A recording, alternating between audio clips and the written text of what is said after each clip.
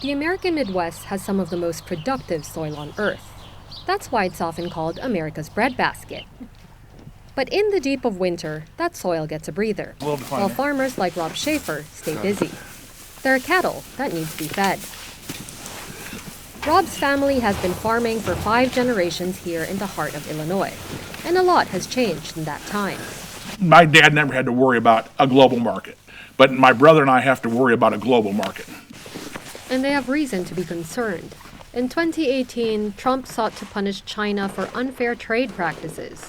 He imposed major levies on $200 billion worth of Chinese imports during his first term as president. That pushed China, the biggest buyer of American agricultural exports, to implement retaliatory tariffs of their own. The prospect of a renewed cycle of tit-for-tat tariffs in Trump's second term is reigniting those concerns. We need China to keep buying, and it's a huge dollar amount, okay, for both countries. So there's a lot of their stuff coming into us and us going to them, and that's like I said, we need fair trade, okay, and equal trade, so that we can move our products. They need our products. We want to sell them to them. They want to buy them. In a recent study modeling a worst-case scenario in which Chinese tariffs on U.S. goods rise by as much as 60% and retaliatory tariffs from other countries increase by 10%, economists predicted significant export losses for the U.S. agricultural sector, with grains seeing the biggest hit. A few hours northwest, this time in central Iowa. Farmer Dave Walton is also bracing himself for what may come, at a time where a global grain oversupply has already weighed on profits.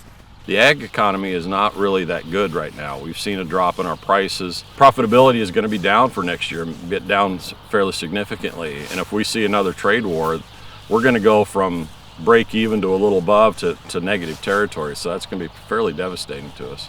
And Dave points out that increased tariffs on farm exports won't just impact the agricultural sector, but bring knock-on effects with them. It trickles down through the U.S. economy. Farm equipment manufacturers, seed companies, chemical companies, and even the amount of money that I can spend locally with dealerships and at the restaurants and grocery stores. That all trickles down through the economy. The first time around, the pain the tariff war brought upon farmers was such that the government eventually stepped in with subsidies. But farmers here say they would take free trade over handouts any day, and hope that this time the Trump government will have learned from what they view as the incoming president's past mistakes. No, never have been.